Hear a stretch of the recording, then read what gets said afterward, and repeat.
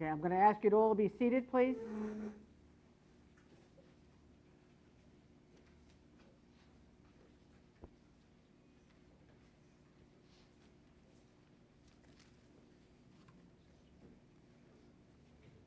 All right. If I may continue, Yes, Madam you may Chairwoman? continue. At this time, I would ask Mr. Papazian to come forward.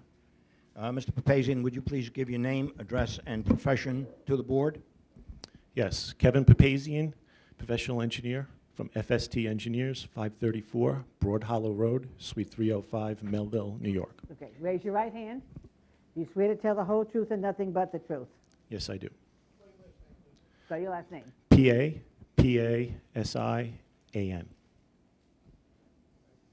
Okay. Mr. Papazian, did you have an opportunity to review the planning advisory report dated October 3, I believe it is, to this board, prepared by the planning staff? Yes, I have. And was there a sketch annexed to that planning advisory report? Yes, there was. It was a sketch prepared by the planning board, I think, at the back of the letter or memo. You mean the planning department? Planning department, excuse me. And did you review that sketch? Yes, I did. Would you please compare the sketch prepared by the planning staff with the site plan that your firm prepared, and describe the differences, if you will? Okay, well, first starting out to say that whenever Hess designs a layout or goes after a facility, they base it on three things, which is safety, access, and circulation. So with that said, if you compare the two plans, if you look at this board right here, the proposed Hess layout's on the left, the proposed planning department sketch is on the right. And I think what the planning department was trying to show in theory is that you could lay out the site in theory to meet the zoning, but that's not real world, and that's something that I'll try to go over with you. The first thing is that the whole tank aspects is not even addressed. So one of the things that you know at a gas station, there's tanks. There's a tanker truck that comes in. On the proposed Hess plan, the tank field is over here to the right. All right, if you're going to continue, it's not going to work because you're blocking that camera and you're blocking that thing. So why don't you stand over there? Do you have some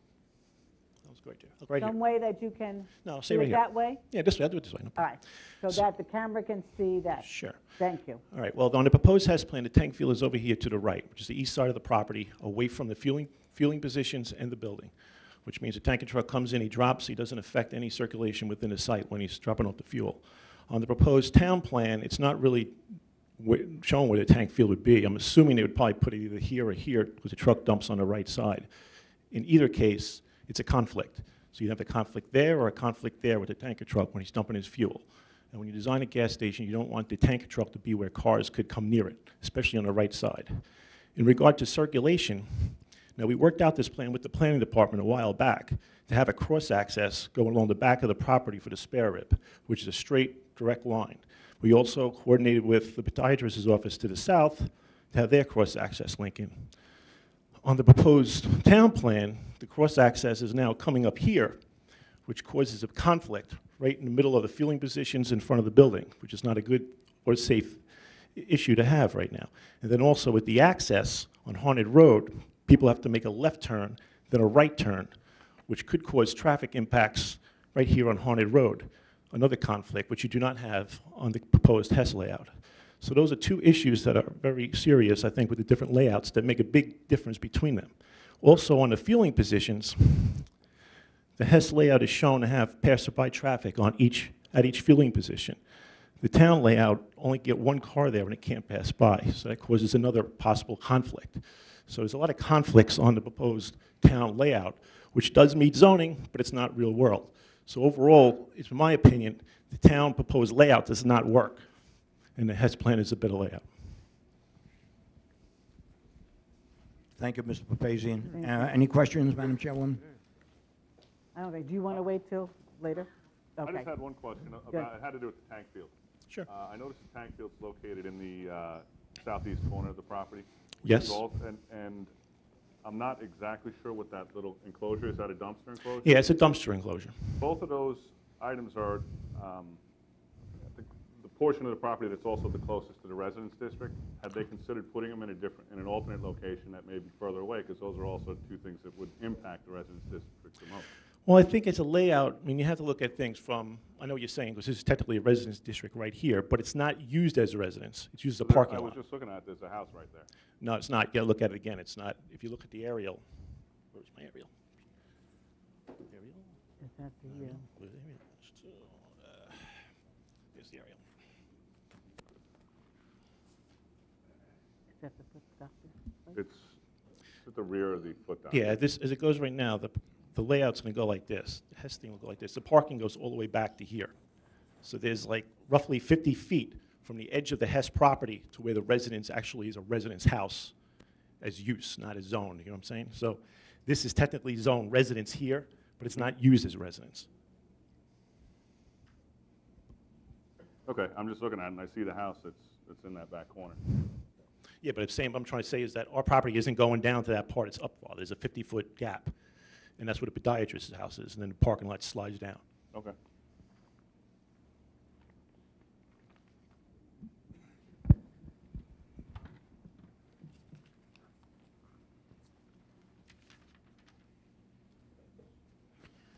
May I proceed, Madam Chairwoman? Mr. Christopher Robinson, please.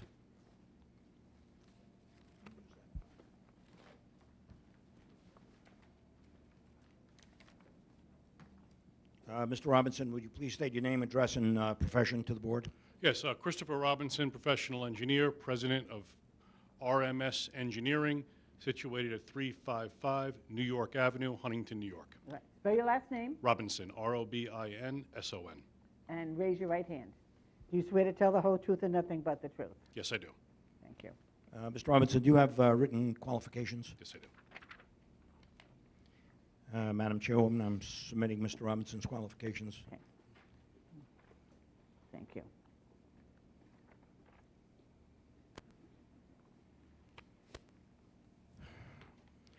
Mr. Robinson, have you made a site and area inspection for this hearing? Yes, I have. Did you prepare a written report with regard to the traffic conditions at the site? Yes, I have. Did you review the site plan, and does it provide for adequate on-site parking of vehicles and vehicular circulation for the proposed use? Yes, we have reviewed the site plan, and yes, it does provide for adequate circulation and convenient parking. All right, would you please present to the board your findings with regard to the traffic conditions at the intersection of Jericho Turnpike and Harnett Road, taking into consideration the construction of a gasoline filling station and convenience store as proposed by the applicant, and whether the proposed uses will have any adverse effect or interfere in any way with the vehicular traffic flow in the area? Certainly. I'd like to have my associate, Mr. Jeff Lazarchuk, hand up to the board the copies of the report. All right, why don't you give them to me, they'll save time. Thank you. And This one to them, please. I have an exhibit which is an aerial photograph, which is just going to speak about a little bit just to reinforce what Mr. Papazian spoke about regarding the distance to the residential neighborhood. It's a recent aerial photograph with the proposed... You need to be at the mic. Just give them to me, and then I'll...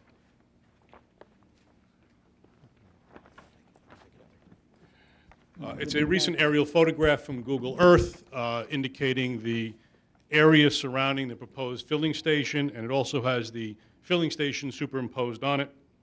I'd like to draw the board's attention to the yellow lines on the southerly portion of the property. That's the cross-access drive.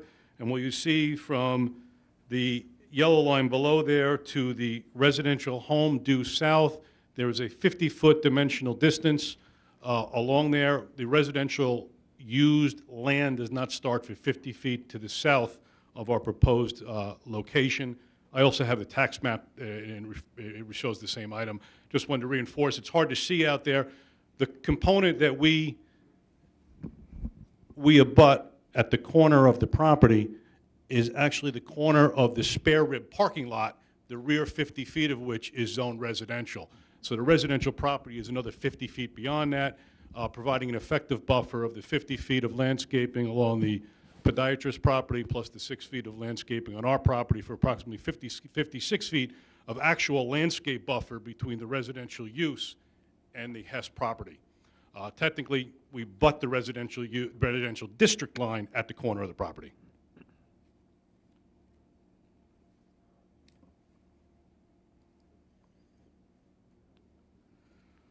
Let me start by describing the site access. The property, has been stated several times, is 33,327 square feet, approximately 3/4 of an acre, zone entirely NB. The town board changed the zone from WSI to NB on March 22nd of this year. There are two structures on the site. One, the former 1,321 square foot gas station, which closed in 2004 after approximately 50 years of operation. The other structure was a 2,679 square foot retail establishment, a former window shade and blind company. Total existing development area was approximately 4,000 square feet. The Hess Corporation is proposing to raise the two structures and construct a 1,231 square foot service station, Hess Express, with a convenience store with 12 fueling positions, resulting in a decrease in the building area of 2,769 square feet, or 70%. I believe this has been testified to a couple of times already Yes, tonight. please. With respect to the access driveways, the site is proposing two access locations, one on the far southerly end on Harnett Road, which will be a right-in, right-out driveway onto Harnett Road. The other is a right-in, right-out driveway in a split configuration on the New York State Jericho Turnpike Route 25. The arrangement of the driveway in Route 25 came after exhaustive back and forth with the state DOT. They recommended the access configuration that's shown on the plan today. In written comments we received from them last February, and the application has been resubmitted back to the state for permit approval for these two driveway locations. The most westerly component of the driveway on Jericho Turnpike is 50 feet east of Harnett Road, slightly less than the 75 feet that is noted and required under special exception criteria 32294G7. The configuration and design requirements of that driveway come solely under the jurisdiction of New York State DOT. This is exactly how the state wanted this driveway to exist. Currently, there were two curb cuts plus an extremely wide curb cut that was shared between the insurance office and the former gas station. The state required that the configuration for the Hess station be split into a right-in, right-out divided driveway, and that the driveway for the insurance office be reduced to a 22-foot wide apron-style two-way driveway. Both driveways would be restricted to right-in, right-out in conformance with the requirements of the New York State DOT. I'd say the Hess team is in full agreement with the New York State DOT's recommendations, and a full resubmission was made back to the state in August of this year. The proposed right-in, right-out access configuration is the safest form of access by eliminating all left-turn maneuvers, and will assure the public of safe, convenient ingress and egress from the site and avoid any traffic congestion. The access design is such that no entering or exiting traffic has to cross any existing traffic lanes. Both the access points have been relocated away from the intersection to improve operation and in full conformance with the New York State DOT and the Suffolk County Department of Public Works recommendations. It should be noted that left turns out of the site of the existing restaurant, the Spare Rib, will also be improved as part of this development by providing the cross-access along the southerly portion of the site. So anybody that wanted to make a left turn out of the Spare Rib will now be able to use the cross-access to access Harnett Road, where they can make a right turn and access the signalized intersection at Harnett and Jericho Turnpike, thereby making left turns or westbound maneuvers out of their restaurant a much more safer condition than exists today. The same goes for the insurance office. The podiatrist has a driveway on Harnett Road, as well as the Hess station. As Mr. DiNicola pointed out, the applicant seeking a special exception permit from this board to construct a service station with an accessory convenience store. The special permit sought here is to permit the building to be expanded from 1,000 square feet to 1,231 square feet, a 23% increase, which is an extremely de minimis amount. The sales area contained within the Hess Express is being increased from 350 square feet to 614 square feet, which has also been mentioned earlier tonight.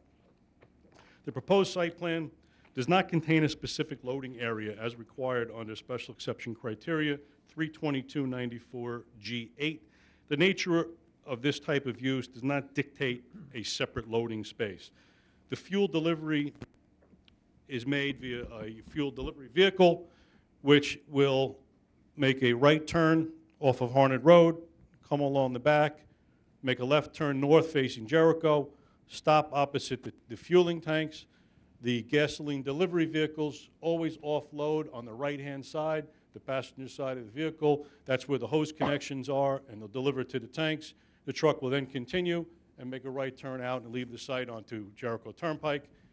The location of the fuel vehicle in this easterly drive aisle will not impact the operation of the Hess station, will not impede any of the circulation patterns, not block any driveways, and comes into a very logical, clear access for fuel delivery and not block any of the operations of the facilities. In addition to the fuel deliveries, Hess also receives deliveries for provisions, stock, which will be delivered approximately once per week. The truck will make the same maneuver, stop in the same area, offload totes, containers that are already designed to be dropped off at this particular store. They're brought into the stock room and left, and the truck will continue on. That operation takes approximately 15 to 20 minutes. And again, we'll only stop in front of the fuel area where there's 4 employee parking stalls and block the refuse, and not block any of the 8 stalls in front of the store or in front of any of the fueling area. In addition to the provisions and stock deliveries, there's daily newspaper deliveries, which the newspaper box truck will simply pull up in the same location, drop the bundle of newspapers, and continue on its way. There'll also be soda delivery once per week by a soda truck who'll park in the same location, and then garbage is picked up approximately once per week. So even though there's not a specific loading space, the loading setup that we have on the site in the easterly drive aisle is a very convenient location. If we were to put a designated loading space just north of the refuse area, we could fit it. We could remove 2 parking stalls. It would still provide more parking than necessary. We have 18 stalls provided, 12.3 are required. But frankly, it would be an unutilized space because the soda trucks are not going to back in and offload. The provision trucks are not going to back in and park and offload.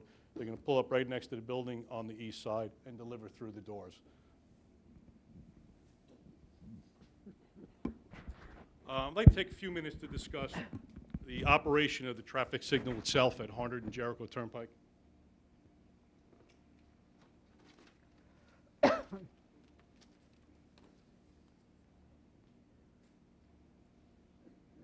my left is a phasing diagram. I have reduced copies if the board would like. They think they were included, clipped to the back of the traffic study that was handed in already. The traffic signal at Jericho and Harnett Road is a 5-phase signal. The total single cycle length is approximately 150 seconds. And what I'd like to do is explain the basic operation of how the signal works. The first phase is the green light for the off-ramp on the side of the coast, Sunken Meadow Parkway. During the first phase, the green light for the traffic exiting Sunken Meadow. There's also a green light for eastbound left turns. So it's the eastbound to northbound turn. And the red light, also southbound to westbound turns are also permitted at the same time.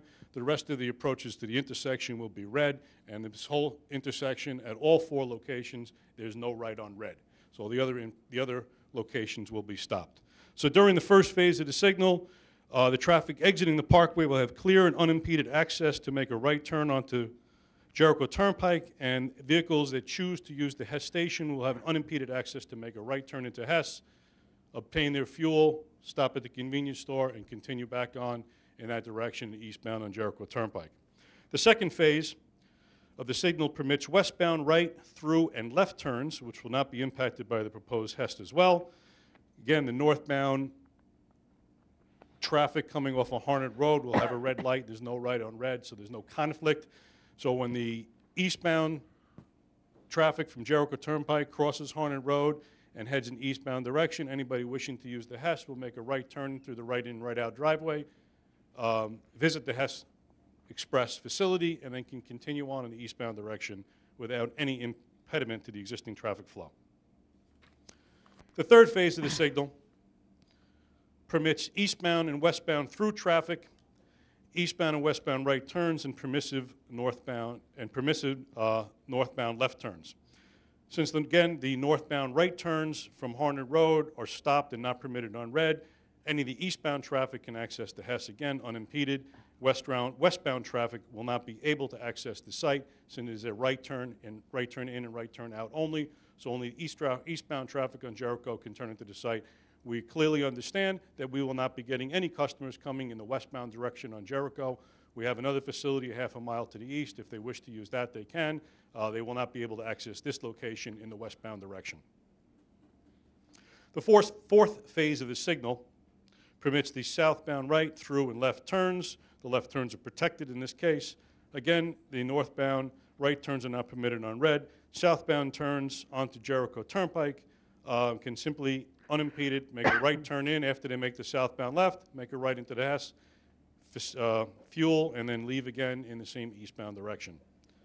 The fifth phase, the final phase, is the northbound and southbound maneuvers with permissive lefts, throughs, and right turns. Again, anybody heading in the northbound direction can simply make a right turn off of Harnett Road into our first curb cut, which is 175 feet south of Jericho. And anybody from the north heading southbound will make the left onto Jericho and can make a simple right turn into the site. As I stated earlier, and Mr. Lazarchuk handed up, we prepared a traffic engineering assessment for the subject application. The report was prepared and submitted to the Planning Board on October 19th, 2011, was updated again February 23rd, 2012 for the Town Board, and is redated and updated again for you tonight for this board. The report includes data collected at the 3 existing HES stations that Mr. DiNicola and Mr. Marks have spoken to. We collected actual data at the HES facilities in Smithtown in early October of 2011, Saturday, October 1st, as well as Wednesday, October 5th, at the 3 locations. And for the record, the 3 locations was the HES at New York State 347 and Mount Pleasant Road, which is a 1,000-square-foot HES Express with 12 fueling positions. The HES at New York State 25 and Kings Park Road, which is a 1,231-square-foot HES Express with 12 fueling stations, similar to this application. And the third was the HES at 347 and 111, where again there's a 1,231-square-foot HES Express with 12 fueling positions, very similar to this proposed application. Traffic data was collected in accordance with the Institute of Transportation Engineers ITE procedures and was performed to determine the following 3 vehicular activities. The activity, peak hour traffic generation, the parking activity, the maximum number of vehicles parked, and as well as we also studied the action of the patrons that used the pump and whether or not they went and used the convenience store as well as receiving fuel. Pass-by trips were also determined, which are those vehicles that are in the travel stream passing by the site and that choose at the moment to enter the HES or enter the HES convenience store and then travel back on their way in the traffic stream. Data was collected during the Wednesday AM peak between 7 and 9 a.m., or determined that the peak was between 7 and 9 a.m., the weekday PM peak, which is determined between 4 p.m. and 6 p.m., and the Saturday midday peak, which is determined between 11 and 3 p.m. In addition to the vehicular activity, we observed the customer usage of the facilities. And we determined the percentage of the customers that will come for gas only, gas and the convenience store, or just the convenience store. In the AM, we have 54% get gas only, 28% use gas and the C-store, and 18% will use the C-store only. In the PM period, we saw 49% gas only, 30% for the gas and C-store, and 21% for the C-store only. Saturday, we had a higher gas only at 66%, 22% for gas and C-store, and 12% for C-store only. The averages for those 3 items are 56 for the gas only, 27 for the C-store, gas and C-store, and 17 for the C-store only. The report utilizes the HES trip generation data that we collected at the actual HES locations. It can be noted that the data collected at the 3 sites is actually generally higher than the ITE data presented in our October 19th report to the Planning Board. We believe that this is due to the reduction in gas stations in the area as a whole, with ExxonMobil, for example, dropping out of the retail market. Parking utilization was also reviewed at the existing HES stations. It was observed that during the period studied that a minimum of two cars were parked at the minimum, and the maximum we noted was 7 cars. The proposed plan provides for 12 paved parking stalls plus another 6 land bank stalls, and clearly can satisfy the demand necessary for this application. In order to determine the actual pass-by rates, we prepared a questionnaire, which is included in the traffic study. Patrons were asked 4 questions regarding their trip to the Hess station. 1, where did you begin your trip? Work, home, retail, or other? Will you go directly back to your origin? Yes or no? Would you have driven by this site if you had not stopped here at this occasion? Yes or no? If no, question 3, how many miles out of your way did you travel to go here? The pass-by, which is, as stated in the October report, was a major issue. The ITE data specifies a pass-by range of 56 to 62%. We determined that the actual pass-by generation, the pass-by rate for the Hess stations was 74% in the AM hour, 74% in the PM hour, and 77% on the Saturdays. These numbers are well above the ITE data, which suggests between 56 and 62%. What I'd like to point out is that in the traffic report that's submitted in front of you, when we did the traffic analysis, we did not take into account any pass-by traffic. We used a 0% for pass-by traffic. Therefore, in the analysis included in the report, we're using 100% of the trips generated going to the Hess station directly with no pass-by credit, which gives us an extremely conservative analysis. What this means is that the majority of the traffic entering and exiting the site is already on the roadway network passing the site. It already exists. The majority of the people who are on the roadway network in this area are familiar with the roadway, network, and therefore have decreased the potential for accidents due to familiarity with the roadway. This makes logical sense. The people typically get gas when they need it. It's not a destination trip. They're resulting in an imperceptible increase in the traffic when you actually count in the pass-by traffic. For example, in the report, the AM peak hour observed and utilized the analysis is 126 total trips per hour, 61 entering, 65 exiting. If we were to apply the 74% pass-by to that figure, the 126 number reduced to 33, 16 entering, 17 exiting, during the total AM commuter peak.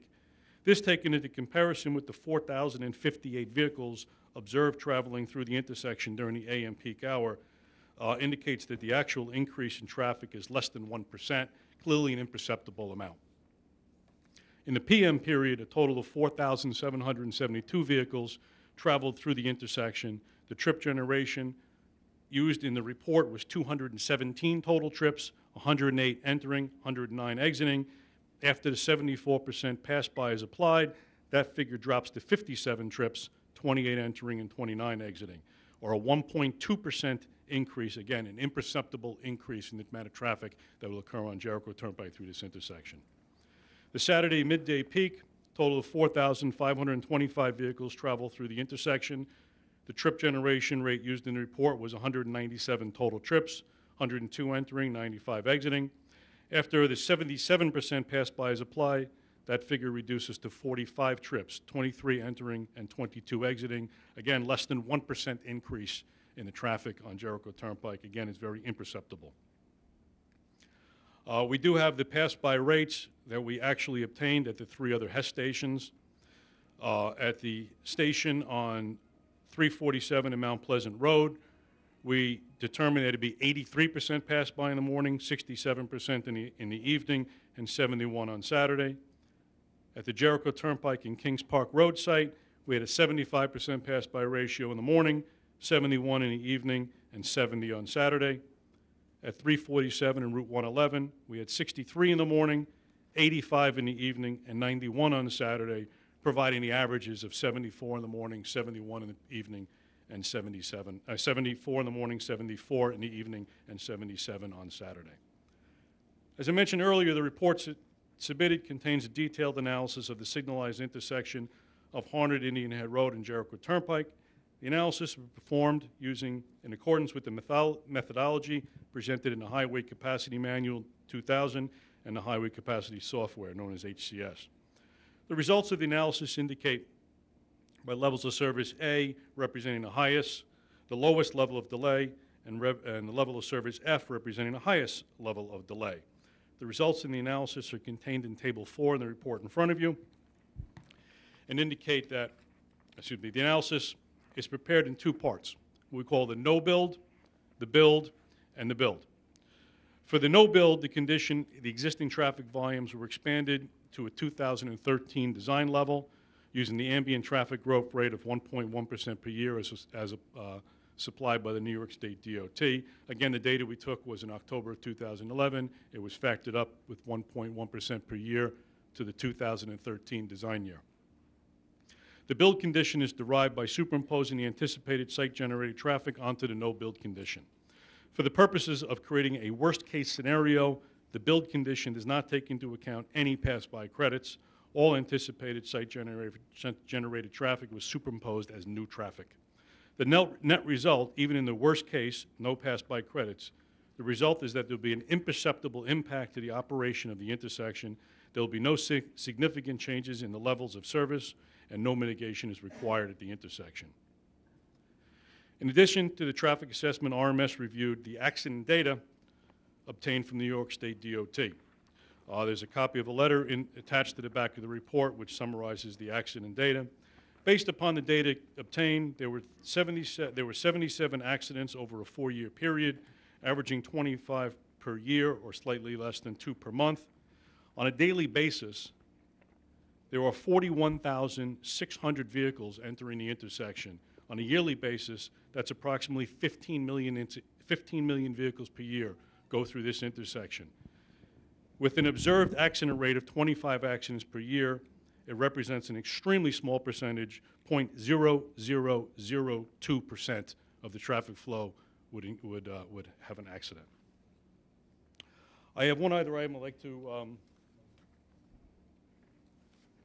point out, that in the negative declaration prepared by the town of Smithtown, Department of Environmental and Waterways, item F, second page, they state that although the concerns have been expressed regarding the vehicular ingress and egress to and from the subject parcel, a significant adverse impact upon the traffic circulation and safety is not anticipated, as the roadways adjacent to the subject parcel are under the jurisdiction of the New York State DOT and the Suffolk County Department of Public Works, and that any development of the subject parcel, including the adequacy of the proposed mitigation measures, such as the cross-access agreements and restrictions on the turning movements, will be subject to a full review. Again, we have very imperceptible impact onto the intersection. The traffic data, accident data, parking data that we've prepared clearly shows that based on the information presented, it is my opinion that granting this application will not create any undue traffic congestion hazard in the vicinity of this site. Happy to answer any questions you board may have. I think Mr. Do you have anything right now? Thank you, Mr. Robinson. Does the board have any questions of Mr. Robinson? I don't believe so.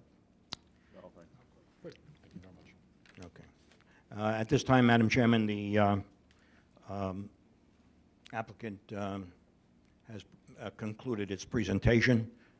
These are the photos which you wanted marked up. Yeah, thank you. Excuse me. Okay. Okay. Put that back. Okay. Okay. All right.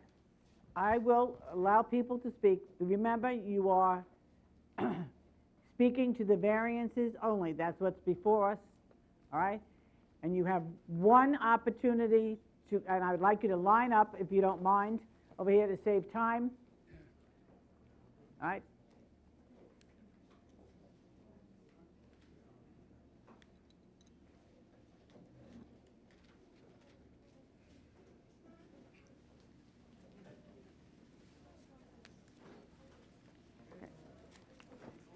All right. Ladies and gentlemen,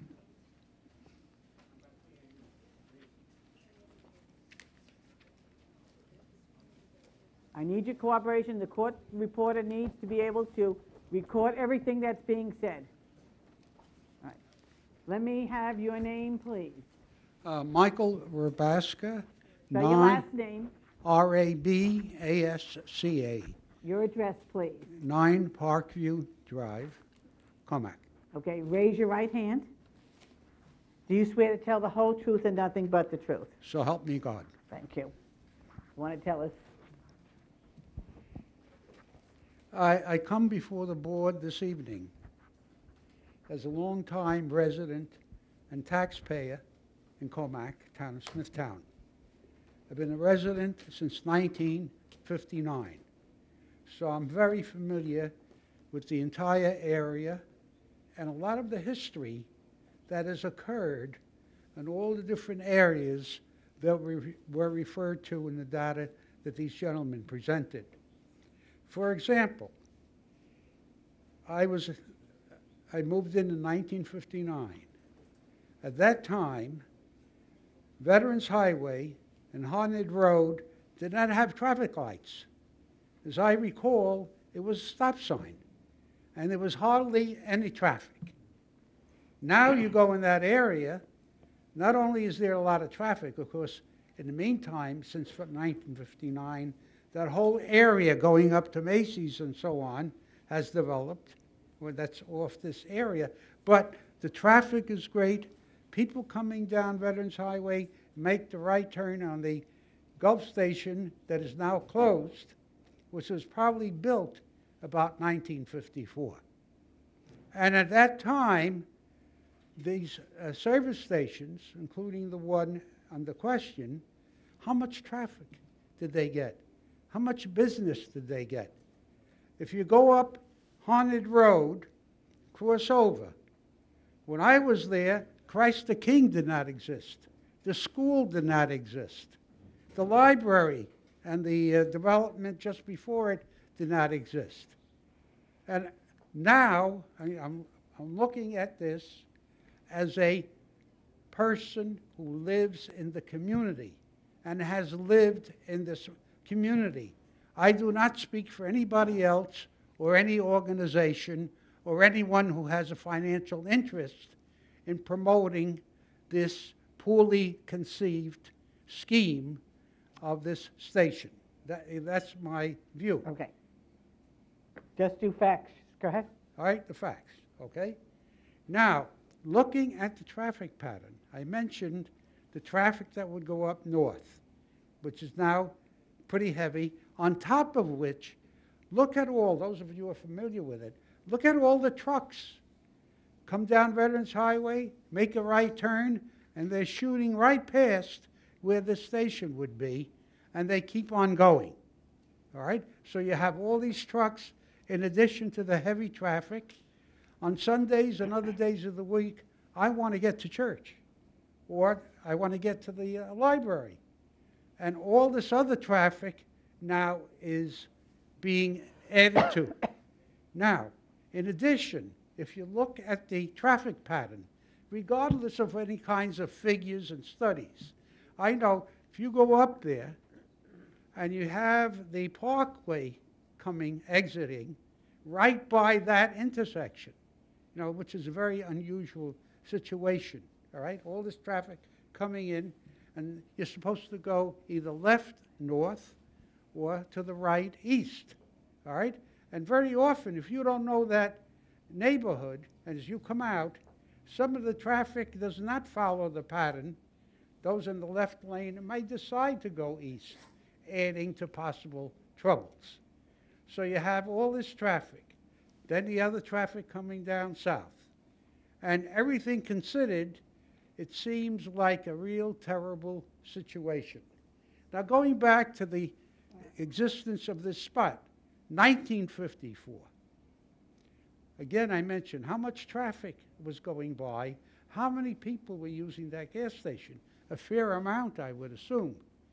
But that gas station did not intend to serve, was not serving 6 islands. How many cars are going to be going in and out? You don't have 6 islands just to watch them. You're going to have traffic pulling in and out to use it, plus a convenience store, which is very attractive and very desirable, and all these parking spaces and everything else. So you have all of this going on, creating what I believe is a major problem. And those of us who live in the neighborhood, all right, I feel that this is going to be really affect in a terrible way our life, our quality of life, and I believe safety too. Because you can't believe that all these cars are going to be going in to these 6 islands. You know, how many pumps is that, if they're 2 on each side? And they're not come out past spare rib, and that's all that's going to happen. And then, of course, you want to exit. Those who want to go on Jericho Turnpike, you have all this traffic off the Parkway, all this traffic traveling east, traffic coming down. When I come out of church, I'm traveling south on Indian Head Road, and I'm making a left.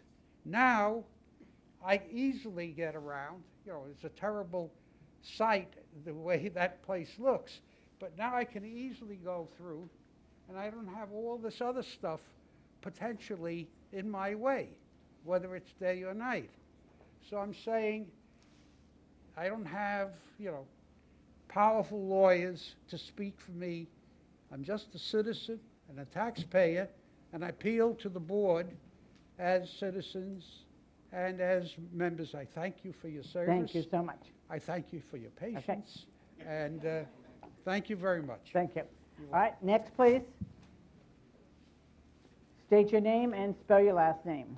Judy Marlowe, M-A-R-L-O-W dash Ratway, R-A-T-W-A-Y.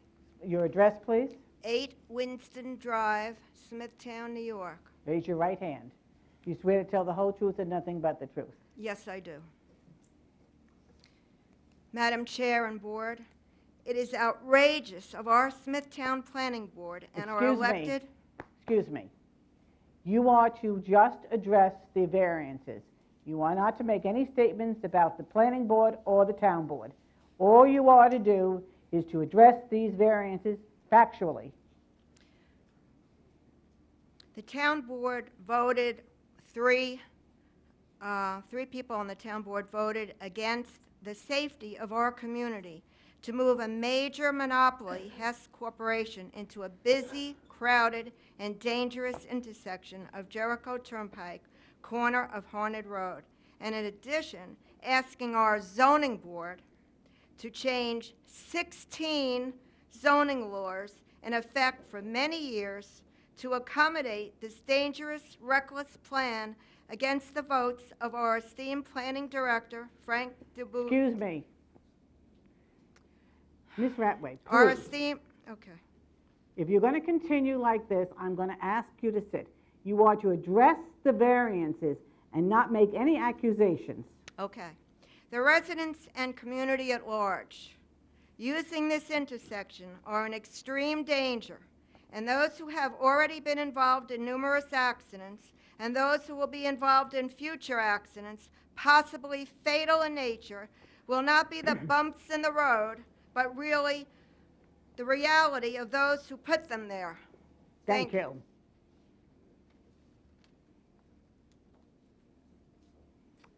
May I have your name, please? Kathleen Albrecht, Spell your last name, please. A-L-B-R-E-C-H-T.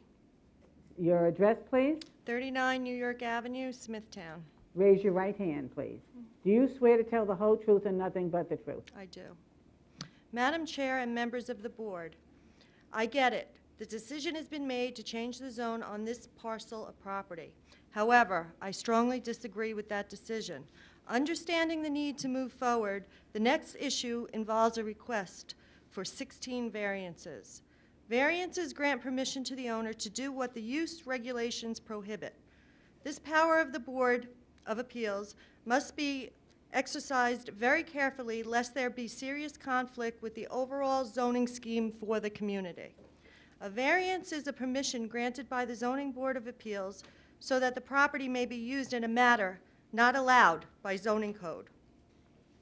It is only the Board of Zoning Appeals that has the power to provide for such exceptions from the zoning code.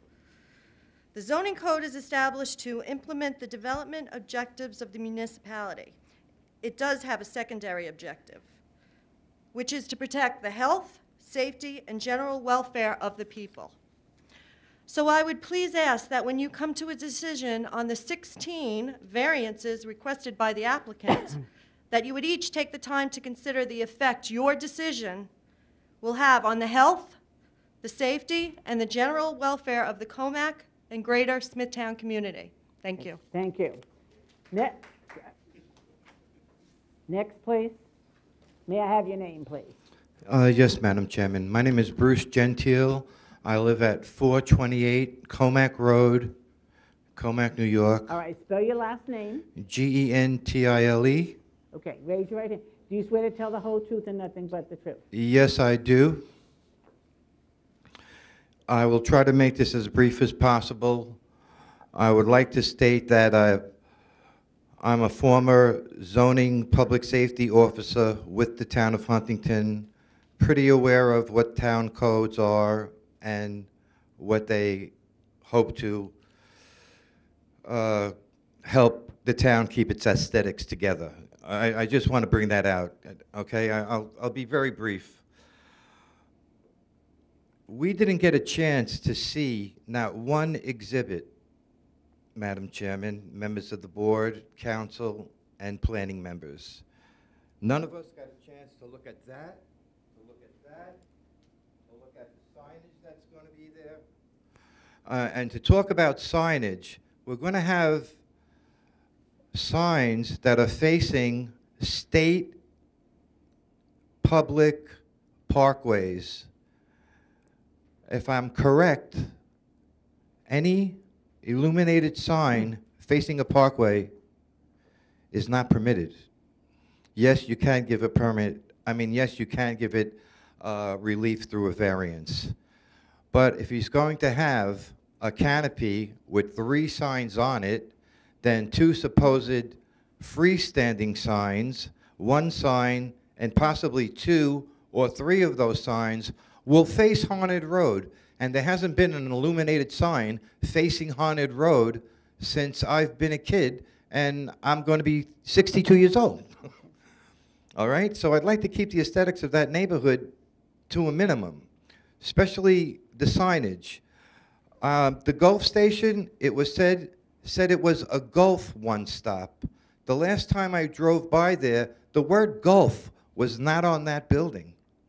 I did some research on the web today, and whether the members of the planning board are aware of this or not, there are 76 gas stations in the town of Smithtown. I'd like to see what happens the first time a truck delivers its weight of gasoline to that station.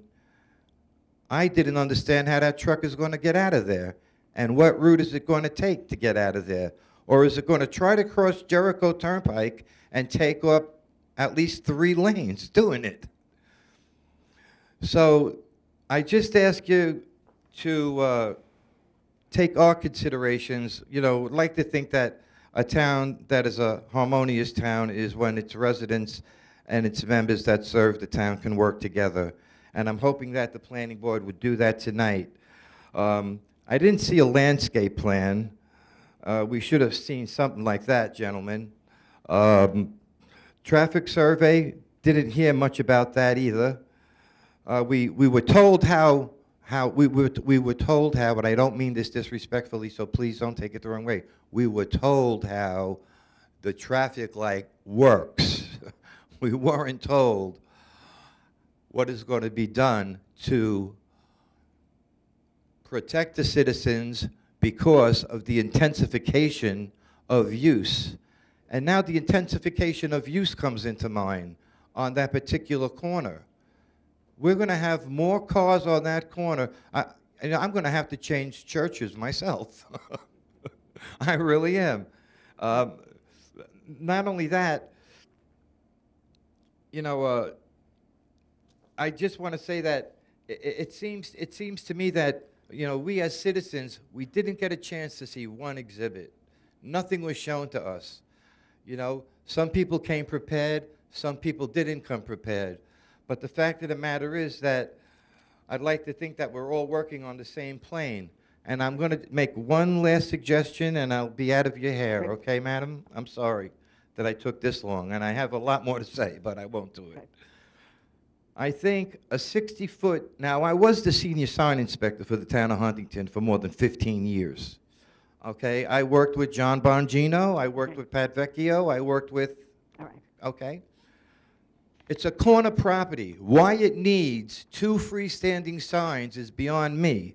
Now, if you are up with your planning association pamphlets that you get and the supplementary information that they mail you guys, you'll notice that the trend is a 60-foot and no more than a 60-foot monument sign, okay? And a monument sign is a sign that can be placed on a, how do you call it, a bound of dirt, not more than 4 feet high, You know that. surrounded by, you know, shrubbery that's going to complement the parcel. And I think that sign will be seen by the people coming west, by the people going east, by the people going south, and by the people going north, because it is a monument sign. If you say the people going north are going to get gypped because it's going to be on an angle, I will bet you dollars to donuts that there's going to be a price sign put on that frontage, and people are going to know they are approaching a Hess gas station. Thank you. Thank you. Next, please. I'm Paul Richards, 20 Eckerncamp Drive, Smithtown, New York. I'm a Okay. concerned citizen. Raise your right hand, please. Do you swear to tell the whole truth and nothing but the truth? I do. Thank you. I'm Paul Richards. I'm a real estate developer. I've developed gas stations for 26 years. Banks, 7-Elevens, convenience stores, all sorts of retail stores, all sorts of different types of things, both on Long Island and in the city, okay? What that gentleman just touched on a couple minutes ago is true. It's intensity of usage in this unique corner. Other people can say that they're comparing other stations to this one, but this intersection is unique as compared to the ones that they were speaking about, whether it's in Kings Park or on 347, okay? So what happens here is that this highway, this ramp, actually, the Sunken Meadow Parkway, that ramp didn't come into being until 1972, okay? And so that station was established before the roadway even existed. So what you have is you have an ultra-intense traffic situation here. Furthermore, if this site is built, they have 2 curb cuts in close proximity with each other, okay? So one car is going to be entering, one is going to be exiting, very close to each other. The person who's exiting may not be able to see the oncoming traffic going east because of the car that's coming in. Thus, you will have accidents, and not only that, because the curb cuts are so close together, you will have a backup of traffic into the intersection, which will cause further accidents. Last meeting, there was an assertion that nobody was ever killed in this intersection. That is untrue. 1999, 60-year-old girl was killed in that intersection with the existing gas station that was there before, not the ultra-high use that's being proposed right now. I estimate that this station is going to pump 300,000 gallons a month. At 10 gallons per purchase, plus 20% for a C-store, is 36,000 cars entering the site. They have to exit. So if anybody's going to tell me that this roadway is going to not be impacted by this project, they're not being factual at all.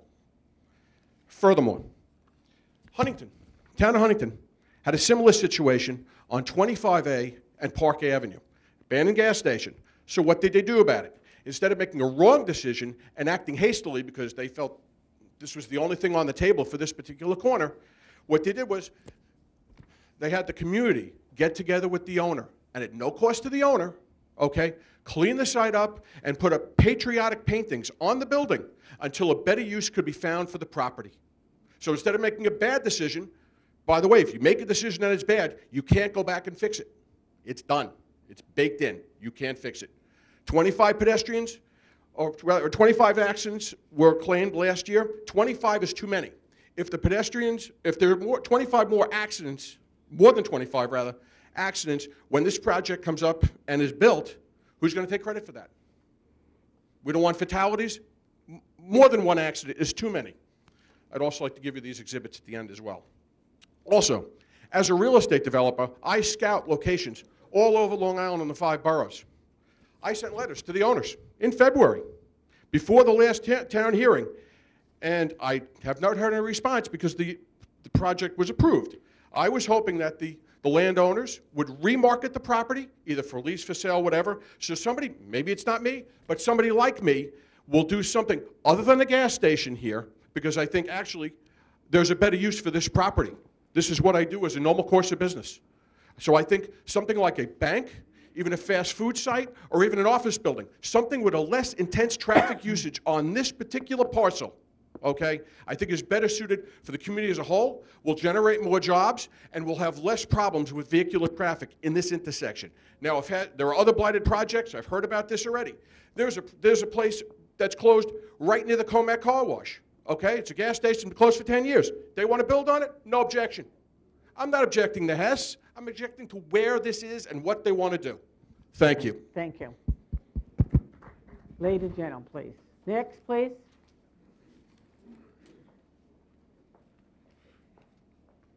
Thank you very much for your time. You're very welcome. Appreciate it. Thank you. Your name, please? Bruce Ettenberg, 12 Pinecone Lane, Comac, New York. All right, raise your right hand. Do you swear to tell the whole truth and nothing but the truth? I do. Spell your last name. Ettenberg. Just wanted to say I now know how David felt when he entered the field of battle with a slingshot. Okay. Good evening, members of the Zoning Board of Appeals and residents. My name is Bruce Ettenberg. I am president of the Comac Community Association. I'm here this evening to represent the position of our association to this appeal. The primary purpose of zoning to us is that it segregates uses that are thought to be incompatible. In practice, zoning is used to prevent new development from interfering with existing residents or businesses and to preserve the character of a community. The request made by the Hess Corporation has, in my humble opinion, gone far beyond this practice. In 2009, the Comac Community Association voted unanimously to oppose the building of a large gas station and convenience store located at this 5-way intersection. As the gentleman who is the engineer talked about real-life situations, I've come off that intersection with the Side Coast Parkway on a rainy, cold, dark night, and I certainly wouldn't want another sign illuminated in my face when I'm facing that traffic, because it's a 5-way intersection, and it's difficult enough as it is with the lights and the headlights of cars. That's a real life situation. Okay. We communicated our desire to the town council, but the authorization was granted. We are now faced with a plethora of zoning changes which serve the purposes of a multinational corporation, but none of the desires of the residents of the area. The sheer number of gas stations and convenience stores along the stretch of Jericho Turnpike are certainly of no benefit to the community of residents. The fact that within a half-mile we will have 3 gas stations with convenience stores is of no benefit to the residents. The added intensity of traffic is certainly of a detriment to the residents. And the fact that there will be a gas station located within 50 feet of a residential property that operates 7 hours a day, 24 hours a day with those lights is certainly not of a benefit to that resident who lives nearby. And as I drove up Haunted Road tonight, there are 2 houses for sale because of what's going on. If I lived there, I would certainly get out. Okay. Thank you. All right. Rudy, now you have a representative, don't you? You're represented by a lawyer. Then your representative should be talking for you. Okay? Okay. Because she's representing him. I have something else I want to discuss with you. Just give me 1 minute. Okay. Okay, I won't go into this then. Rudy Massett, 35 Hollywood Road, Comac, New York. Spell your last name, Rudy. Massa. Okay. So since you won't, Raise your right hand. Do you swear to tell the whole truth and nothing but the truth? yes, I do. Okay. Madam Chair, thank you for listening to me tonight, and I won't be more than one minute here. For whatever reason, Dina Kohler and this group has got a thing with Gasoline Heaven, and I'm not really sure why. So please let me get through one point. They made reference to a basement in my store. Okay. I please would like you to come by, have lunch with me one day, and let's go find this basement that I haven't found in 15 years. Okay. From their traffic expert. Also, they made reference to the school in reference to my gas station. The gas station's been there since the 30s. Okay, so the gas station was there before the school was there, and I'll let Andrea pick up the rest, okay? Okay, thank you. Okay. Ladies and gentlemen, please. Good evening, Madam Chair, members of the board. My name is Andrea Tsoukalis. I'm with the firm of Forcelli, Cordell, Deegan, Schwartz, Mignot, and Tirana, with offices at 333 Earl Ovington Boulevard, Uniondale, New York. Okay, I believe you need to spell her last name? Tsoukalas. Okay, so you are an attorney. I am an attorney. I represent Rudy Massa, who owns Gasoline Heaven, Jonathan and Kathy Baki, and Edward and Janice Fioravanti. Jonathan and Kathy Baki are the owners just south of the subject. They're 50 feet from the subject premises. Edward and Janice Fioravanti are property owners who are just 90 feet from the subject. They're the two closest neighbors to this property. As many people already mentioned, the proposed use is an over-intensification of this property that will have a direct negative impact on my clients. When you compare what was there before, a very small gas station with 4 pumps and a kiosk-type retail store, with what is proposed, it's significantly different. It's a significant change in the use, and my opinion is that this property cannot sustain, due to its size, the proximity to these residential homes, the location on this major complex intersection, that it's prone to accidents, that it just cannot sustain this use. The original zoning for this property, which was WSI, contemplated a more suitable use, namely automotive, non-retail uses. And this generates less circulation on the site and less accidents and the like. I'm not going to go into the change of zone. It's a separate matter, but I did want to mention that. I'm going to go over certain of the points that Mr. DiNicola mentioned. I do have a submission that I'm going to submit at the end of my presentation as well. As mentioned, this is a special use permit, but what's not focused on is that most of your standards for this gasoline filling station as a special use permit are not met by the applicant. Mr. DiNicola insinuates that this is an as-of-right use. It's a permitted use. But in fact, it's well-settled law and clear in the case law that a special permit is not, you're not entitled to it as a matter of right. You have to show that you're not going to have an undesirable impact on the neighborhood. You have to show that you meet those conditions. There are 13 conditions, 8 of which are not going to be met, which inherently shows, in my opinion, that this is not going to be a good use for this property. The reason why you have those conditions of approval is so that the proposed use will meet and be harmonious with the neighborhood.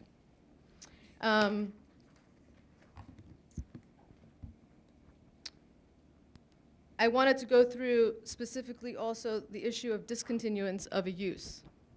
It was mentioned by several people that the intent of the owners was something that this board should consider. There's language in the contract. There is, it was a gas station before, so it's an abandoned, it shouldn't be considered an abandoned use. It's non-conforming. If you look at case law, Court of Appeals says in this state that the intent of the applicant, when there is a specific time frame specifically set forth in your ordinance, and in this case we have that, the discontinuance of a use, the intent of the applicant has no relevance whatsoever. If the discontinuance happens, it happens. You can't go back. There's an abandonment of the use. It's different from what we're talking about here. It's not just a variance. it's a big factor for this board to consider. The Court of Appeals case is Matter of Toys R Us versus Silva, 89 New York 2nd 411. It's the controlling case law. There is an abandonment of this use. Okay. Another thing that was mentioned before I go through the specific standards that are not being met here, the cross-access. As I mentioned, I just want to...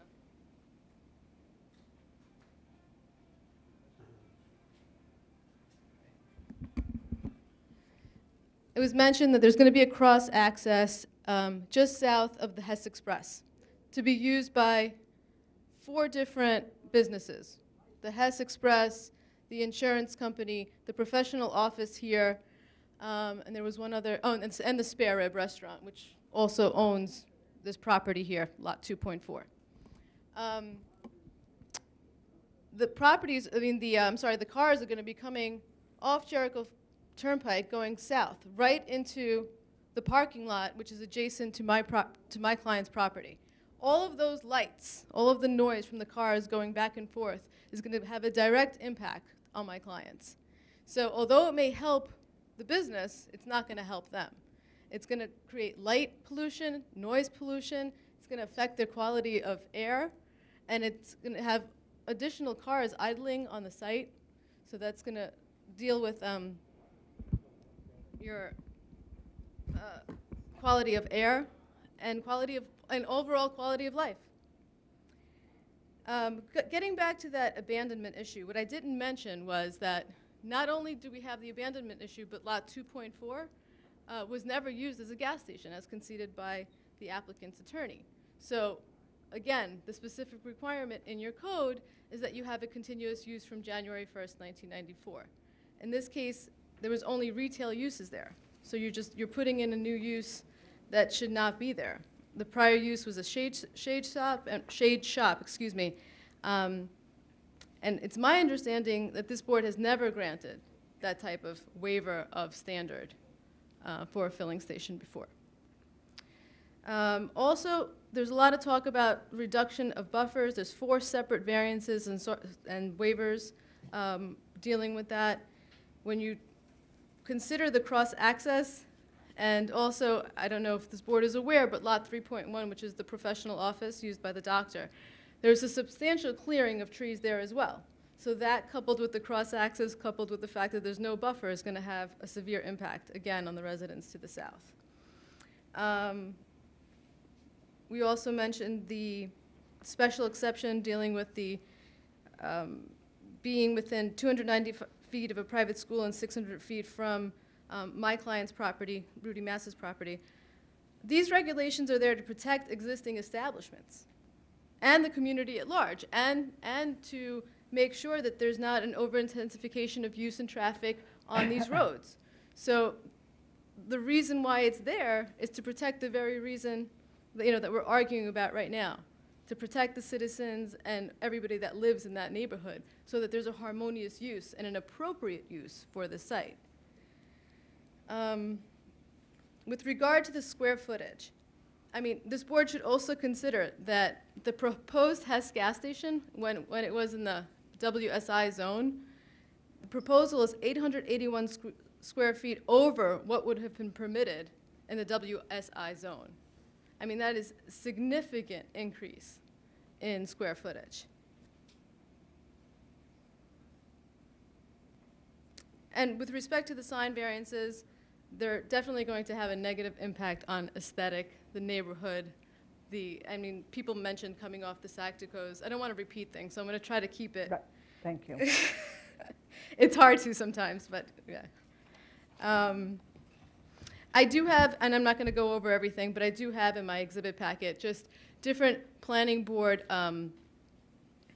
advisory reports that say that this site is not appropriate for this use. Okay. And I'm not going to go through that right now with you, given that. I do want to state, though, the planning advisory report that's before you today, the October 3rd one, Yes. dealing with the lawfully non-conforming use, I disagree with that. This is not a lawfully non-conforming use. This is an abandoned use. It's very different. and this board has to consider that.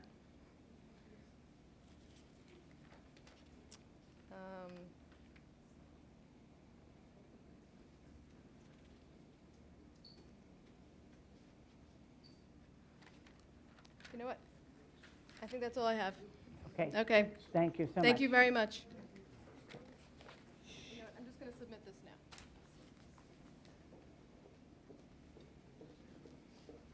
Okay. Thank you so much.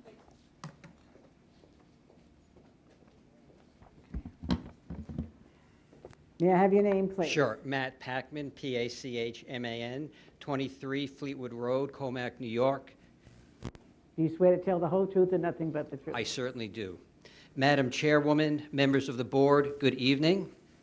I have lived within a 2-mile radius of this property for my entire life, since 1959. It is here where I grew up, and it is where my wife and I have chosen to raise our family. So it is with specific personal knowledge that I talk about the intersection of Harnett Road and Jericho Turnpike.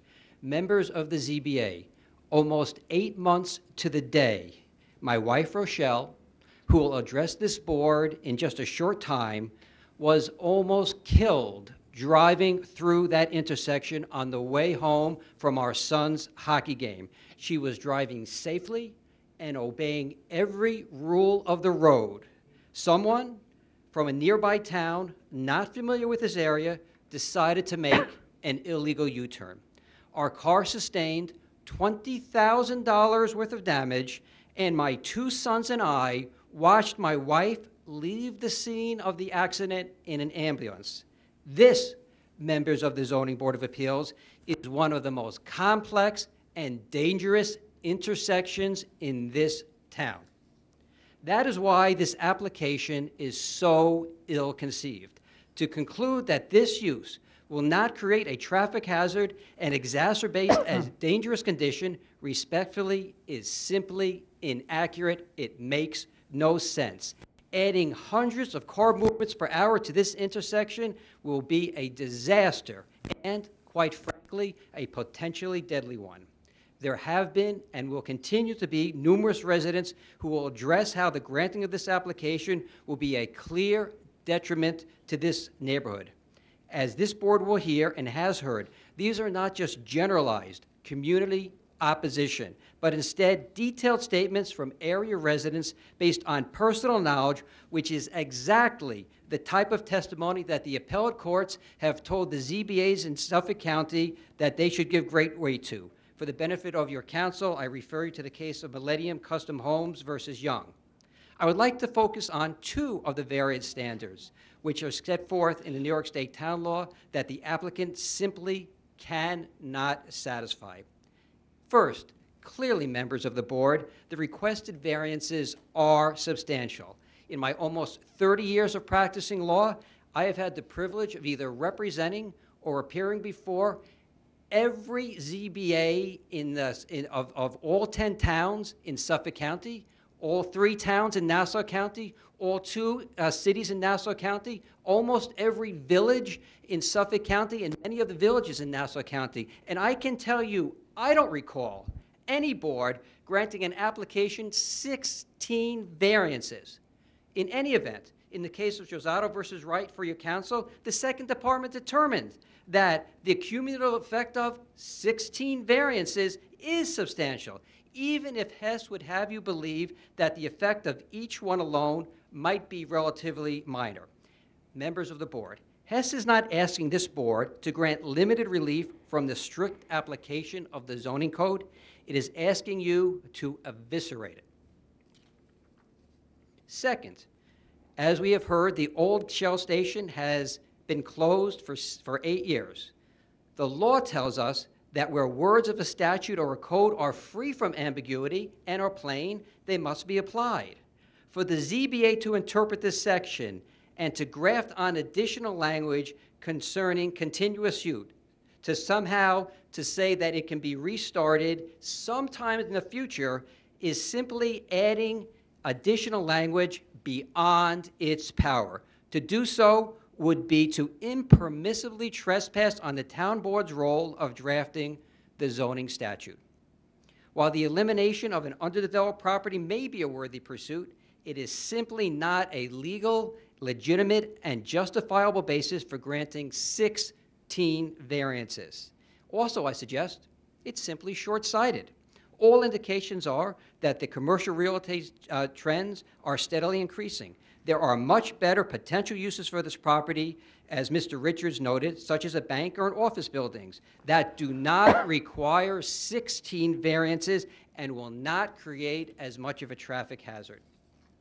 Of course, any use of the property will, to some degree, increase the traffic at that intersection. One does not need to be a traffic engineer, however, to realize that, but as a local paper concluded, there is no worse use for this property than a gas station and a convenience store. Thank you very much. Thank you. Okay. Next, please. May I have your name, please? I'm Rochelle Packman, Pachman. I'm at 23 Fleetwood Road, Comac. Raise your right hand. You swear to tell the whole truth and nothing but the truth. I do. Good evening, everyone. I'm here as a Comac mom and as an accident victim. I'm here to tell you that Comac moms, Comac families don't want this in our community, period. 8 months ago tonight, to the day, as Matt just told you, I was almost killed in that intersection as we were coming home from a hockey game. We were in a caravan. Matt was in the first car with our younger son, then me, myself in our SUV, followed by our brand new driver's son who was on the road for 3 months, followed by his friend who was on the road for 2 months. Thank God the car hit me and not the car with any of those kids. The car hit me so hard as he was trying to make an illegal U-turn that I did 2 360s in the intersection, and somehow, just by the grace of God, the car came to a stop. Despite what the experts say about what this intersection does control and will control for, it does not and it will not control for human error. This man, who is not a local man, who was not drunk, by the way, at all, came off the Sunken Meadow, and like we're used to in other locations on highways, when you come off one direction and you make a mistake and you want to go in the other, you just make a U-turn, and that's what people think you can do there, but you can't. Okay, thank you. I'm here to tell you that accidents happen in the real world. The real world is that accidents happen now with the way that this intersection is, with 21 lanes going in 4 different directions, plus this unusual 5th direction from the Sunken Meadow. The real world is that accidents do happen, as I'm here to tell you. What is the real horrible thing here is there's a lot of talk about eyesore and blight. The real horrible thing is not, an eyesore and blight is not so horrible. Accidents are horrible. People going to ERs in ambulances, that's horrible. I know nobody in the town of Comac, or my friends in Kings Park, I know nobody who complains about that's an eyesore. Yes, it would be nice in our community to have that corner a little bit nicer. We all agree with that. But not at the expense of our safety. Nobody would trade off our safety to have a nice corner. I wish the owner of the land well. I understand his desire to sell it, but please, not at the expense of the community. All right. Can you finish up, please? Yes. All I am asking is that you please, obviously, not grant this application. Something else can go there, but not this. Okay. Thank you. Thank you. Next, please. Let me have your name and address, please, and spell your last name. My name is Linda DiMarzo, D-E-M-A-R-Z-O. I And live your at address? 14 Sandy Hill Road, Comac. Raise your right hand, please. Do you swear to tell the whole truth and nothing but the truth? Yes, I do. I'll talk real fast. Okay. I have 2 points to make. One point being that Hess brought up there's going to be more traffic going through the new proposed Hess station, a cut through to Spare Rib, a cut through to podiatrist's office, and a cut through to State Farm. So during the day, they had a lot of traffic reports, but no one brought up the report of how many cars during the day would be cutting through their own gas station to go to State Farm and the podiatrist's office. In the evening, when people stop to get gas, there'll be people cutting through to go to the Spare Rib, rushing there to get online for dinner, so there's no wait. This will impact, which they have no statistics on, I believe, this causing more accidents in that area. My second point, and I'm curious, as I'm sure many people here are, this has been a battle since 2007, as Hess brought up, for this property to put a Hess station there. Changing, voting down, passing zoning laws. They're here tonight to get variances. There is a feasible alternate resolution to this. Simply get another property. I mean, if I was a company and I was trying for a property for 5 years, Hess could have built a station in 4 to 6 months back in 2007 on another property, been making a profit, probably hundreds of thousands of dollars. So I have to really ask, I'm puzzled, why this property? I can list 3 other properties in the neighborhood within a half a mile. There's a property next to the Comac Car Wash, which was a Goodyear tire place. That's been abandoned for years, that is up for sale. Maybe the cost is too high to Hess. There's a property across from the Comac Car Wash, which was a previous gas station, and that's an empty lot. There's another property on the corner, which was an old Gulf station on the corner of Hartnett Road and 347, and that's an empty property. So I really have to ask, I really wish you could answer this, why this property? 5 years, your company's losing money. That's all I have to say. Thank you. All right, next, please.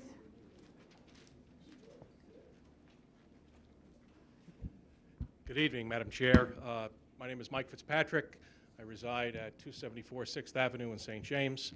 I'm here as a citizen. All right, then raise your right hand. Do you swear to tell the whole truth and nothing but the truth? Yes, I do. Okay. I've had the pleasure and privilege of spending 15 years on the town council, where I was a signatory to hundreds of site plans as a member of the Board of Site Plan Review, and sat in the same chairs you are sitting on many evenings like tonight listening to zone change applications. The reason I am here is because of the safety factor along New York State Route 25. Serving now in the state legislature, one of the issues that I am now working with the DOT on is improving safety along Jericho Turnpike. As we all know, we have lost a number of people over the last few years due to traffic accidents on that road.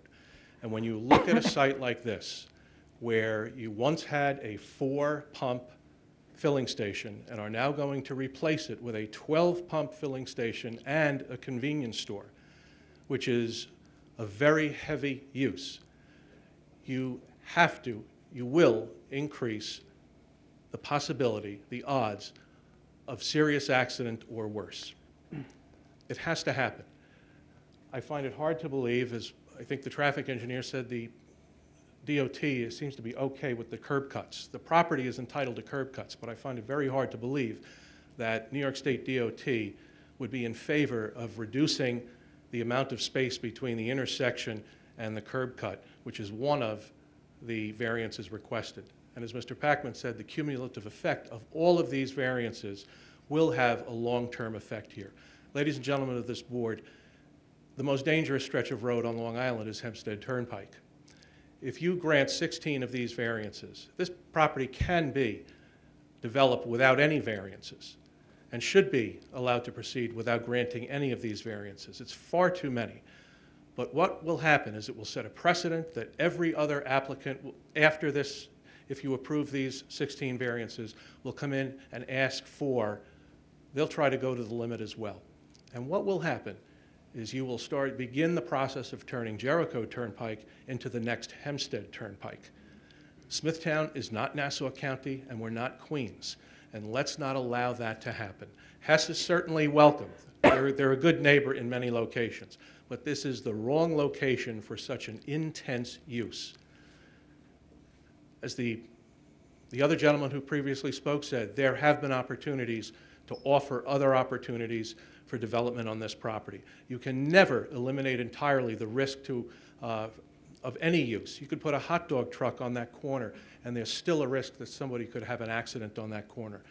But to go to the max here, and with a use like this, 12 filling stations with a convenience store will greatly, greatly increase the risk of serious accident or worse. I ask you, please, I appreciate the time that you give to the community and serving in this capacity, and I believe you've always done the right thing. But I think please pay close attention to the intensity of this use and what it portends for the future of Jericho Turnpike and Smithtown if 16 variances are granted. Thank you for your time. Thank you. Next, please. All right. Now, if you're all going to say the same thing, I would, please just say that I agree or disagree. May I have, are you all right with that? Okay, let me have your name, please. Okay, my name is Loretta Munkle. Say your last name, please. Munkel. Okay. Tell me I your live address. at 25 McKay Drive, Hauppauge. Okay. Raise your right hand. Do you swear to tell the whole truth and nothing but the truth? Yes. If I could use as an example, because I'm assuming there'll be a lot of no left turn lane signs with this new business.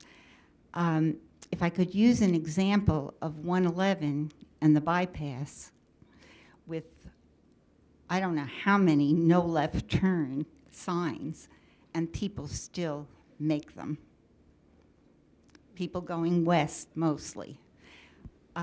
That's one example of, as the lady said, driver error. But here you have, I know the lady who moved from the shade shop. She moved because of the location. It was a small business, but it was not a good spot. It still isn't. And why invite trouble? We have enough of it. Okay, thank you so much. Next, please. Let me have your name.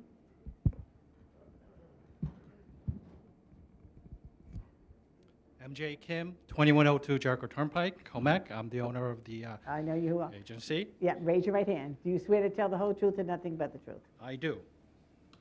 My main purpose here is to help you decide based on factual data. They gave a very lengthy presentation. You guys didn't really ask that many questions. I don't know if that means you believe everything they said, or you just didn't have questions, okay? But some of the... let's do your testimony, please, or your facts. Well, I am intimately involved in this. I'm surrounded by the whole project. I believe I am deserved as much time as I need. Do I not? As long as you're addressing the thing. I am. Okay, I go started ahead. off by saying what you asked for, which is factual data. That's right. Go ahead. Okay? So, history, again. He talked about history. Let me talk about history. I've been there 20 years. The only other owner involved in this that's been there longer is no one. I've been there. The gas station shop property owner is new. The shade shop owner is new.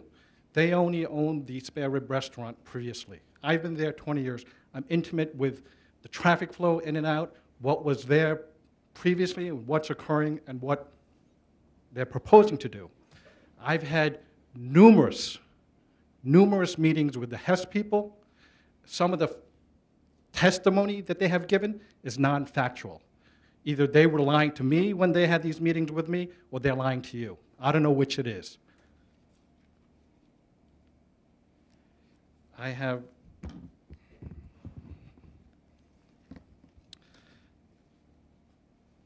most of the people coming up here stated 16 variances. I count 17. How many do you count? Just go. Well, there's 17 in the registered letter I get. Okay, I'm saying this so that you understand my credibility. I'm trying to speak from a factual basis, not an opinion, not about good or bad. Factual statements to help you guys decide whether or not you're going to grant all these 17 variances.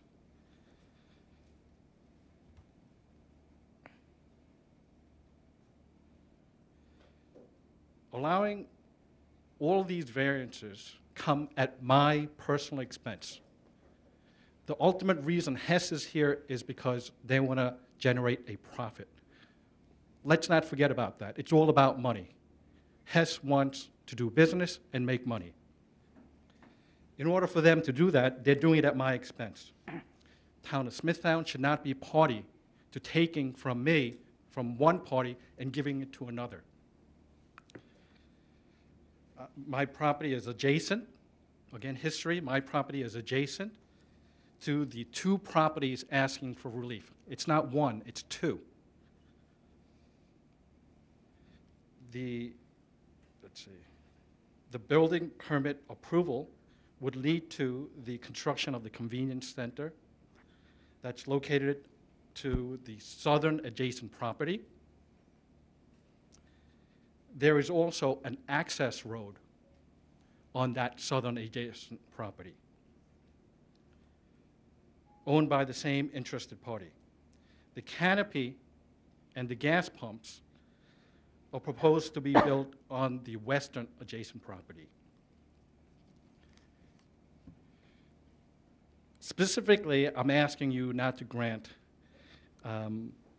Section 322-94G7 to reduce minimum distance of curb cut to intersection from 75 feet to 50 feet.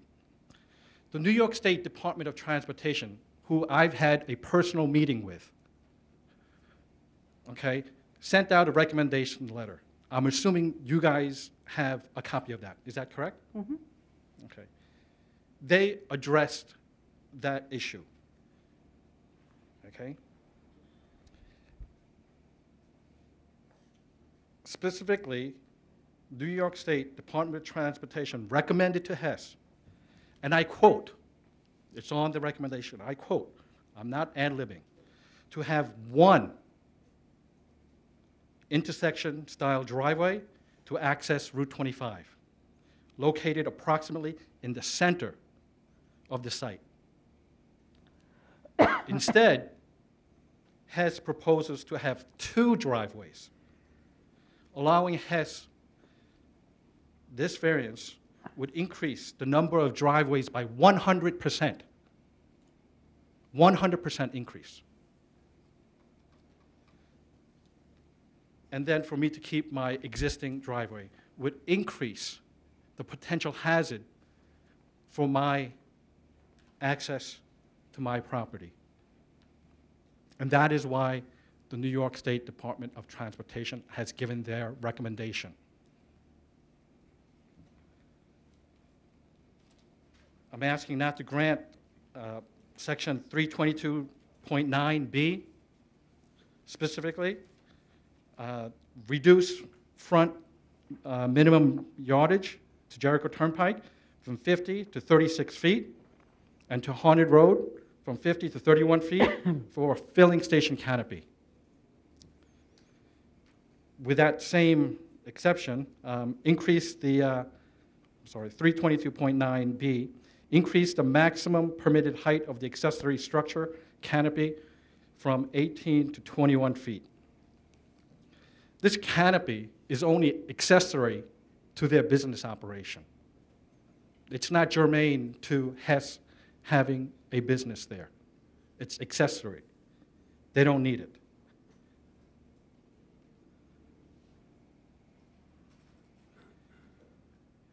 Jericho Turnpike, as everyone has stated, is a major commercial roadway. Visibility is the main reason for the additional costs of doing business there. That's why I'm there. Allowing Hess to build beyond what is the law and equal treatment. I'm asking for equal treatment of all neighbors would increase Hess's visibility and reduce mine at my expense. Do not allow this canopy to be built, period. Nothing about Hess asking for the canopy not to be built because it would severely affect me, the value of my business, and my property. It's not equal treatment. Hess can exist without this canopy.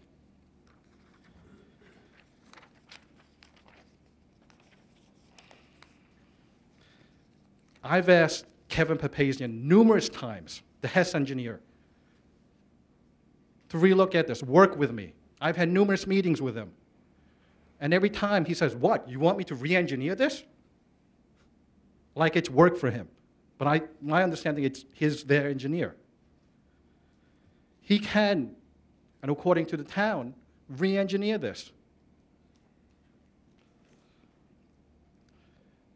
They're also trying to fit in an access road for the spare rib restaurant to have access with an actual road, straight line from Haunted Road to their parking lot. The town proposal, which Kevin went over, he refuted that. But that plan from the town planning department also gives access to the spare rib restaurant, as well as myself, as well as to the Hess station. You're talking about 19 Haunted Road. 19 Haunted Road. Former shade shop, and currently the offices of the spare rib restaurant. It's currently occupied as the offices. I believe Eugene DeNicola said it was vacant. Again, not a factual statement. 2104 Jericho Turnpike, the former Shell station, okay? That represents 13,331 square feet. The Haunted Road property represented 19,996. So of this 33,327 square feet project, 60% of this, the majority, has never been a filling station. The other 40% was a filling station almost 8 years ago, but it's been used for other occupancy since then. Christmas trees, selling furniture. That's a factual statement. No continuous use. They've used it for other uses. Hess knows the value of being on Jericho Turnpike. That's why they're trying to bring a property that's on Haunted Road to Jericho Turnpike. Why can't they just address this same thing to Haunted Road? Why are they moving 40% of the project the other way? It's more logical. But again, it doesn't seem like logic works in their favor.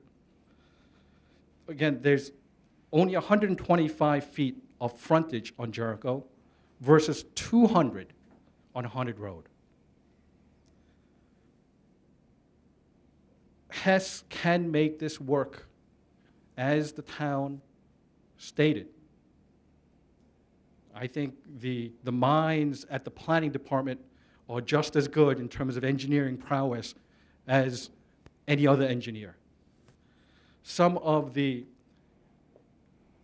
cop-out from the Hess engineering is really Hess specific, meaning that Hess doesn't allow the gas tanks to be driven over. Only Hess. Well, why don't we put another Gulf station there, or another Shell, Mobil, or some other gas station that allows the gas tanks to be driven over?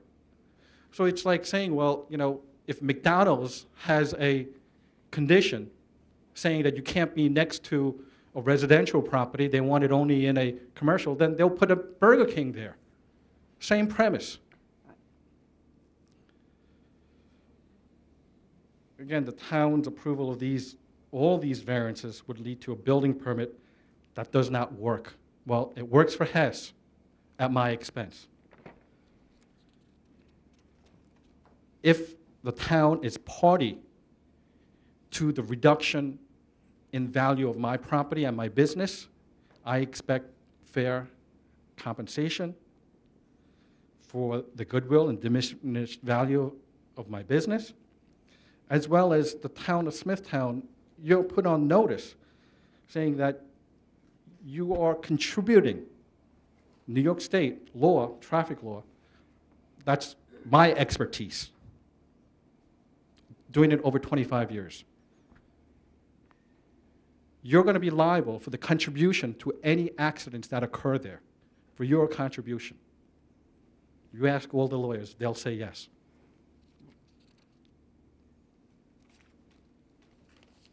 All right, are you finished? No, I'm not. Come on.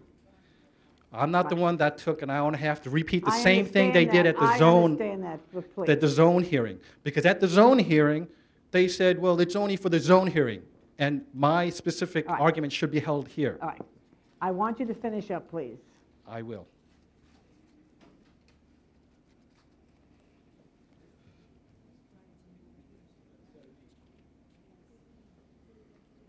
Signs.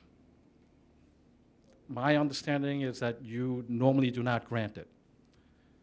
They had said they've litigated you guys in the past, and they've won. So if you deny it and they win in court, so be it. But my position is, if you're going to grant it for them, well, I'm going to put on umpteen signs too. I'm in business. I want to have signage there too. I need visibility. Again, it's about money, visibility for everyone on Jericho Turnpike. Let's keep it fair and equal. I'm not looking for any specific or special consideration. All I've asked is for equal treatment.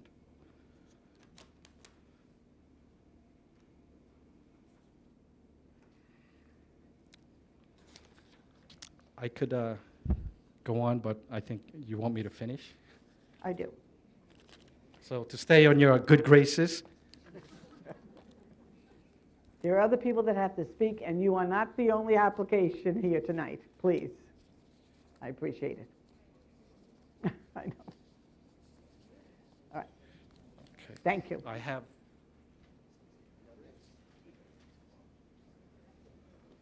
Do you have any questions? And- Thank you. I'll take them. Thank you so much. How many copies you need? I don't. We read the files. Thank you so much. We do, believe it or not. Okay. Shh.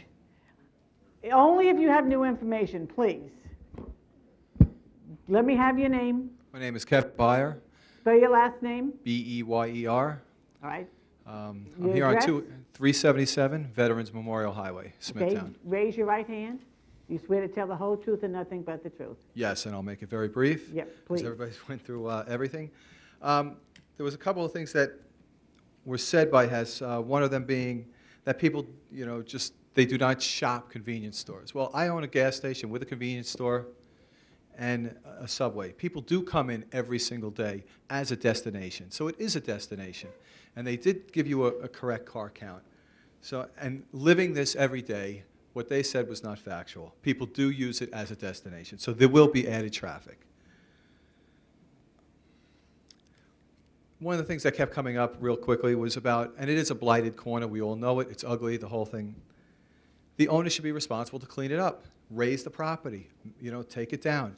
This is not, you know, this is almost like a ploy. Let's leave it there, let's make it look ugly, and hopefully we could just jam this through. And, you know, that's just totally unfair to the rest of us.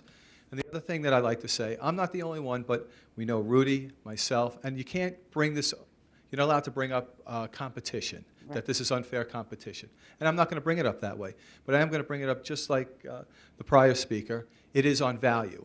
When I purchased my place and the money I put into it, I did it on knowing what's in the area, what's zoned properly in the area, what other stations am I going to be competing with. I knew that Shell station was there since I'm a kid. My grandparents are the first house on Sandy Hollow Drive, so I know the area. If that station was going to be built again as a regular Shell station or any other Shell station with a repair shop or the small convenience store that is allowed as of right, that's fine. I knew I had to contend with that. But to have to contend with 18 or 17 different variances being granted is just totally unfair. I invested a lot of money in my business. Rudy invested. There's another gentleman here that has invested tons of money in his business, thinking about what he had to compete with in the area and what would be zoned. So you will be bringing down the value of my business.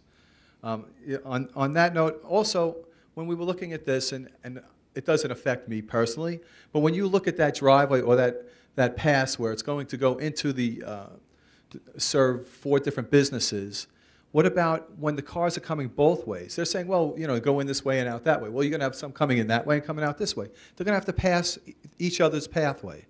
So now I want to know how that's going to fit, how they're going to be doing that, and the neighbors have to deal with all of that nonsense. And the other thing, we're talking about the tanker trucks coming in and out. The tanker truck's going to come off of Harned Road. I know you've all seen the size of these trucks, the way these trucks travel. How are they going to be making these turns? How is this not going to cause accidents? I just don't understand it. My children drive every day to my location because they work at my location. And I worry about anything happening because of just all this extra traffic. And like I said, my grandparents were there for over 40 years. The traffic has changed tremendously since then. And there's not another need for another location of another Hess station. I was here at the first application and spoke when they brought up this application as well as the Kings Park Road one that they were talking about.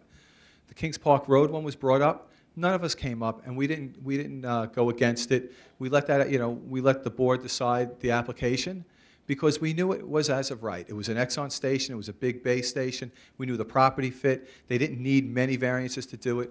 But when the second application came up that night, you had a whole lot of people up here, including myself, to go against it because there was no reason for it, and it shouldn't be allowed.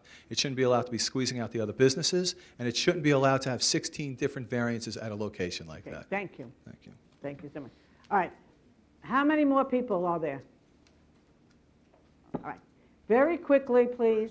Okay. Point of order. May I have a point of order? What's your point of order? Point of order is you allow the applicant as much Sit time down. as they need. Sit down. Why can't these people have the same amount of Sit time? down, please. Sit down. Thank you. You've made your decision. May I have your name, please? Andy DeChara. I live at 60 St. Nicholas Avenue, Smithtown. Spell your last name. D-I, capital C-H-I-A-R-A. Okay. Do you swear to tell the whole truth and nothing but the truth? I do. I live on the other side of town, but I travel that road many times. I've seen accidents. I was almost in an accident. Long story short, I'm only going to take 15 seconds. My wife and I came home late one night. We're sitting to make a left. We're facing eastbound on Jericho, waiting to make a left onto Indian Head Road. We're waiting there. We're a couple cars behind, waiting. And all of a sudden, this pickup truck comes down Indian Head Road and swerved and went right into that gas station area. I'm just wondering if there was pumps there and somebody was filling up with gas, what would the damage be? Okay. That's Thank you it. so much. Next, please.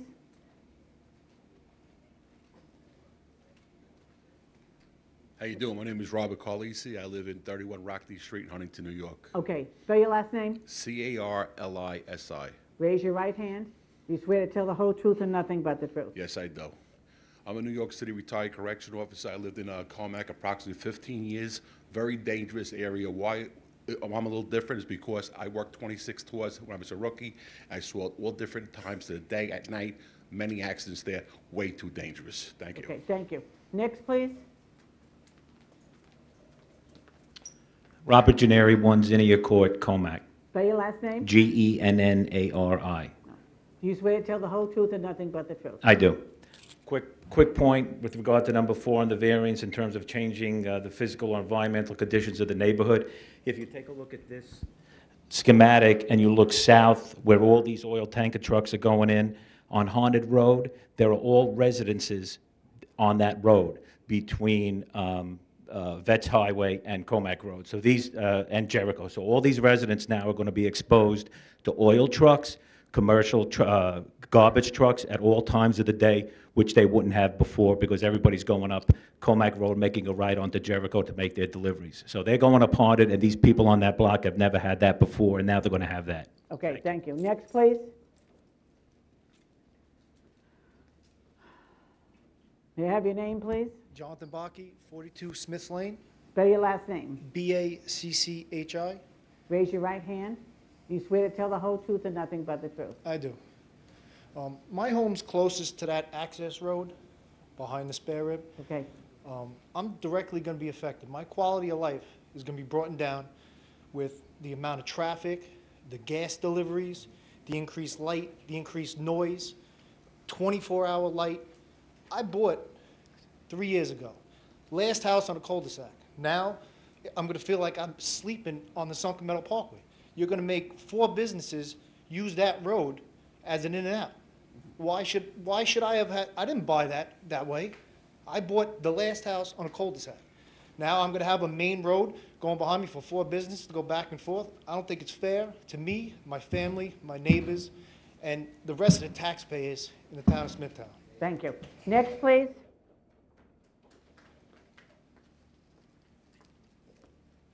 May I have your name, please? Lorinda Handlick. Spell your last name. Handlik. Your address. 37 Verbena Drive, Comac. Raise your right hand, please. Do you swear to tell the whole truth and nothing but the truth? Yes, I do.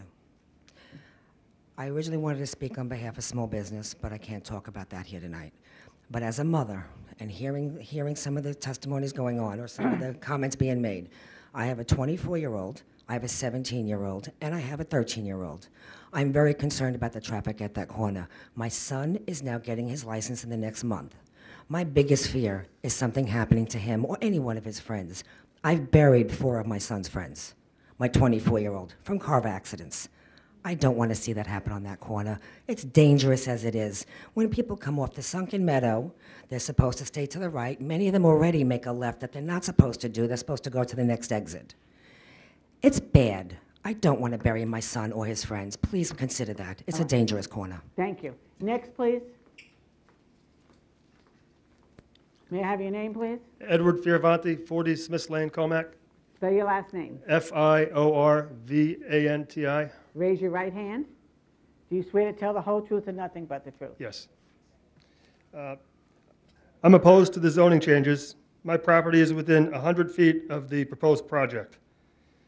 When I purchased my house 19 years ago, I could not see any of Harnett Road or Jericho Turnpike. Now, due to some previous zone changes on the neighboring professional property, as well as the new owners of the shade shop, pretty much every tree on both of those parcels have been removed, and I have a direct view of Harnett Road and of Jericho Turnpike from my kitchen, from my dining room.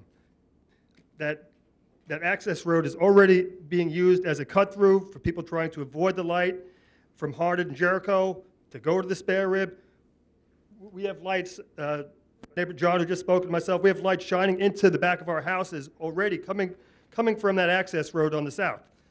There's how much more is that going to be if this project gets approved a year from now? There's going to be nonstop 24 hours lights coming through. The quality of life is not going to be there.